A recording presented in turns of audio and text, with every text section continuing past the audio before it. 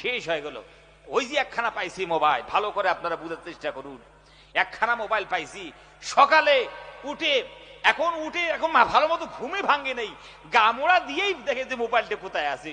ওই সকালে উঠেই ঘুম যখন ভাঙলো, সামান্য ভেঙেছে, মোবাইল ঠেলা চালু করলো, সারাদিন মোবাইল ঠেলতেই আছে, যতক্ষণ ভবিষ্যৎ অন্ধকার না হয় ততক্ষণ ঠেলতেই আছে। জোরে কর ঠিক কিনা? আমরা যারা কেয়ার অফ সারফরাজ অভিভাবক আছি, আমরা একটু সচেতন হই। যুবকরা শেষ হয়ে যাচ্ছে, আপনাদেরকে বলি একটা সিস্টেম করতে হবে।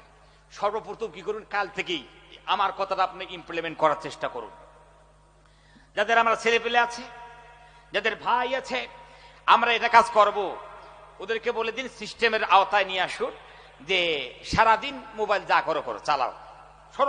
প্রথম স্টেপ হচ্ছে সারাদিন মোবাইল যা করো, কিন্তু রাত হবে, খাওয়া দাওয়া হয়ে গেল, ঘুমানোর আগে আমার রুমের মধ্যে মোবাইল চার্জ দিবে, আজ যে ঘুমিয়ে পড়বে। এই কাজটা যদি করতে পারেন, কিছু একটু ব্রেক ধরা যাবে। জোরে কোন ঠিক কিনা?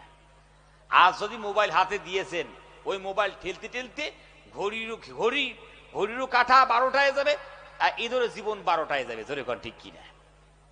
ঠিক না? এই কাজগুলো আস্তে আস্তে আমরা করার চেষ্টা করুন ভাইরা আমার। এটা আত্মসমীক্ষার মাহফিল। আপনারা যদি না ভাবেন, কে ভাববে? আর এই যুবকদের নিয়ে কি ভাববে?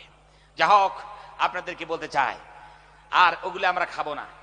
বিড়ি সিগারেট, যুবকরা বিড়ি সিগারেট ধূমপান হাবি যাবি সব ছেড়ে দাও, ভদ্রতা শালীনতা দিয়ে জীবন যাপন করো, সফলতা একদিন আসবে। জোরে কর ঠিক না? ভাইরা আমার, আমাদের বুঝে আসে না। আপনারা বলুন তো, আপনাদের আশেপাশে বড় মিষ্টির দোকান আছে মনে করুন, ওই মিষ্টির দোকানে যদি বড় একটা সাইনবোর্ডে লেখা থাকে যে আমার দোকানের যে মিষ্টি খাবে সেই বেটায় হার্ট অ্যাটাক হয়ে মরবে, মিষ্টির দোকান চলবে? আমার দেন না আপনারা, কেন চলবে? যদি কোনো কেকের কোম্পানি তার কেকের প্যাকেটের উপরে লিখে দেয় যে আমার কেক যে খাবে সেই বেটা কি